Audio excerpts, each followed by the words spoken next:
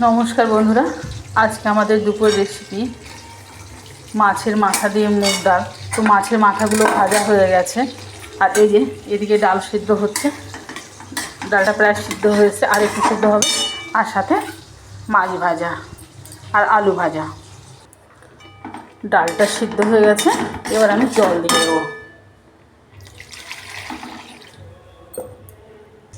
মাথা ভাজা তেলে দিয়ে দেবো ফোড়ন, গোটা জিরে। ফোড়নের জিরেটা ভাজা হয়ে গেছে, দিয়ে দেবো শুকনো লঙ্কা। লঙ্কাটা ভাজা হয়ে গেছে, দিয়ে দেবো কুচনো পেঁয়াজ।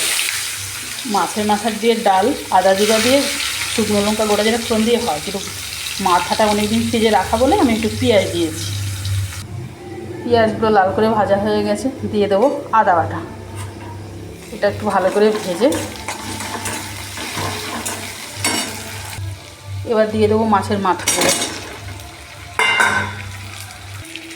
দিয়ে দেবো একটু হলুদের গুঁড়ো। এবার এর মধ্যে দিয়ে দেবো সেদ্ধ করে রাখা ডালটা।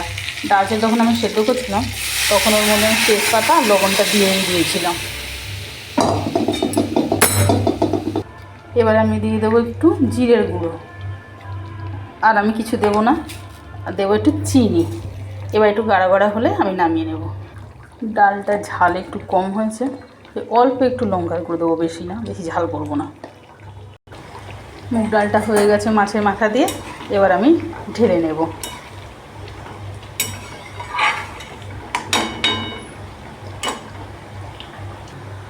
মুগ ডালটা নামিয়ে নিয়েছি, এবার আমি ঢেলে নেব।